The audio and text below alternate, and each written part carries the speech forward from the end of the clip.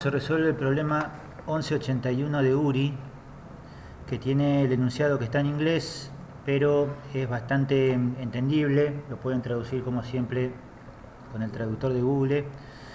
El enunciado dice que se va a trabajar con una matriz bidimensional de 12 por 12 elementos, que son valores flotantes.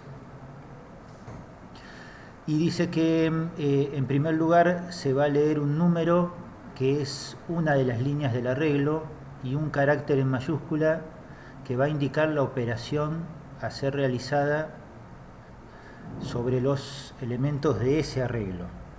Así que, como siempre, vayamos al ejemplo de entrada-salida. Intentamos entender la entrada que hay de ejemplo. Y vemos que en la especificación de la entrada dice que la primera línea contiene un entero simple de 0 a 11, incluyendo esos extremos, que me van a indicar sobre qué número de línea vamos a trabajar.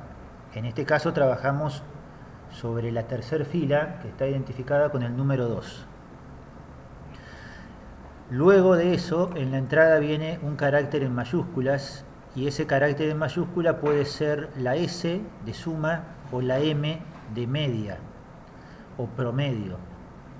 Si ingresamos la S, lo que hay que hacer es calcular la suma de los elementos de la segunda fila,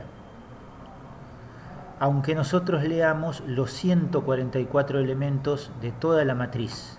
Ahí están con puntos suspensivos una vez más, pero la entrada me dice que vienen los 144 números en punto flotante del arreglo y que se leen fila por fila, de izquierda a derecha y de arriba a abajo.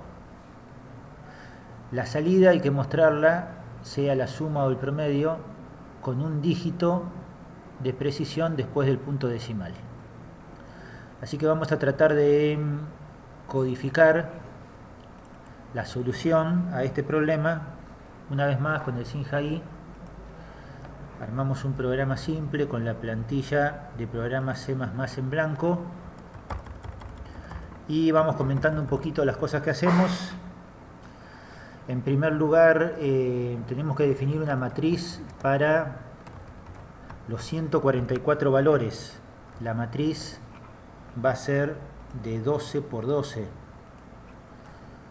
Por lo tanto, definimos una matriz de 12 filas por 12 columnas de valores flotantes, la llamamos matriz. Los valores que entran por entrada, que se leen como entrada, era el valor del número de línea, que es un entero, y una letra en mayúscula decía que va a ser un valor del tipo de datos char. Por lo tanto, ahí definimos los datos que necesitamos para hacer eso. Después podemos comentar y decir, leemos datos de entrada. Los datos de entrada que vienen son el número de línea y a continuación el valor t. Lo dejamos en línea separada para que quede más fácil para leer. Una vez que leímos el número de línea y el valor t, tenemos que leer la matriz. La matriz es una matriz de 12 por 12 y, como ya sabemos, la podemos leer con dos for anidados. El for más externo es el for que permite que f tome todos los valores para las filas, desde el 0 al 11 incluido, y que tenía esas tres partes dentro del for. Uno especificaba desde qué valor iniciábamos la variable f, el otro especificaba hasta qué valor llegábamos, se tenía que cumplir la segunda condición, f menor que 12, y lo íbamos a ejecutar hasta el 11. Dentro del for hacíamos lo que teníamos que repetir para cada fila. Lo que teníamos que repetir para cada fila era otro for que permitía que el subíndice de las columnas tome todos los valores necesarios para columnas. Las columnas, una vez más, eran de 0 a 11, y dentro del for de columnas, como ya conocíamos el valor de f y el valor de c, por ejemplo, la primera vez que llegamos ahí f vale 0 y c vale 0, vamos a leer desde teclado el valor de matriz sub f sub c. La primera vez será 0, 0, la segunda vez columna se incrementará en 1 y será 0, 1, se ejecutará todo el for interno hasta que lleguemos a 0, 11, se terminará el for interno y se hará una vuelta más del for externo de las filas, la fila pasará a 1 y repetiremos el proceso fila por fila, columna por columna. Entonces, una vez que tenemos la matriz leída y que sabemos, porque ya leímos qué es lo que vamos a hacer, lo que tenemos que hacer es procesar los datos de alguna manera, calcular la suma o informar el promedio. En los dos casos tengo que calcular la suma, sea cual sea lo que pida el usuario. Si lo pensamos un poquito, la suma la necesito siempre porque para el promedio también necesito la suma. Entonces puedo declarar una variable suma, la inicializo con 0, es flotante porque voy a sumar los elementos de la fila que me indiquen de la matriz. Y una vez que inicialice suma, hacemos un for y tengo que recorrer la fila L de la matriz. Recorrer la fila L de la matriz, como me lo mostraba el dibujo, recorrer una fila, lo tenemos que poder hacer con un único for.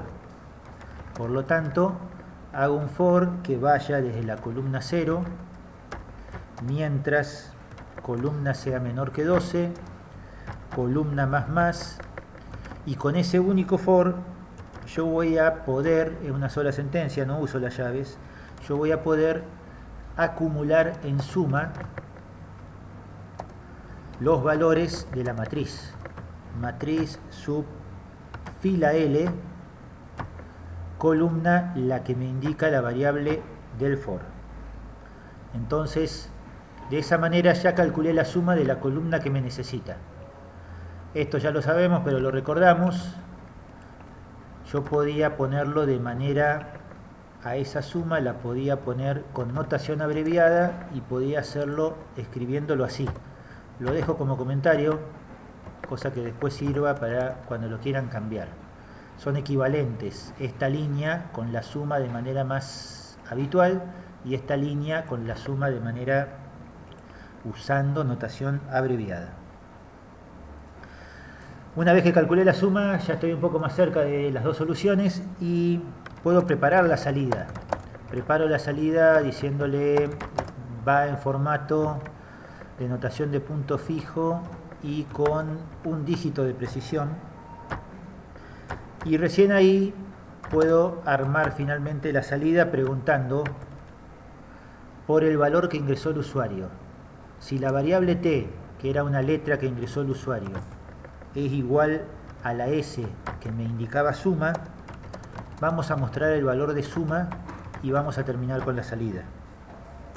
Si no, quiere decir que T es igual a la M de media y por lo tanto vamos a mostrar el promedio, que lo podría poner como suma dividido 12.0. que es la cantidad de valores que teníamos en una fila. Con eso debería tener todo listo y ahora debería confiar que va a andar esto, pero bueno, guardémoslo. En primer lugar, guardar como, le ponemos 1181 demo.cpp. ¿Y por qué digo que deberíamos confiar que va a andar? Porque no lo puedo probar con los datos de la entrada, porque no están los 144 valores. Me faltó el set precision. Selecciono el set precision, control H, agregamos la cabecera, pruebo a ver si compila y ejecuta. Y si yo quisiera ver si esto anda, ahí ingresé mal los dos primeros valores, no ingresé una letra, pero como es un entero lo convierte en una letra. Pero ahora estaría muy aburrido ingresar 144 valores, ¿sí? Yo voy a suponer que anda y que el programa está haciendo las cosas bien. confiando en que la vez anterior, cuando lo resolví y me lo aceptaron, hice una solución parecida que anduvo. Selecciono todo esto, vamos a enviar para probarlo y pegamos el código por acá, vamos abajo al botón verde de enviar y enviamos el 1181. Vamos a envíos todos y el line in array está aceptado. Con eso tenemos la solución al problema. Las formas de haberlo probado hubieran sido que yo genere, por ejemplo, los valores al azar, o que les dé valores todos iguales a 1 o todos iguales a 2 para ver si mínimamente el programa andaba antes de que lo suba a URI. Yo acá quise hacer el video corto y entonces con eso terminamos por hoy.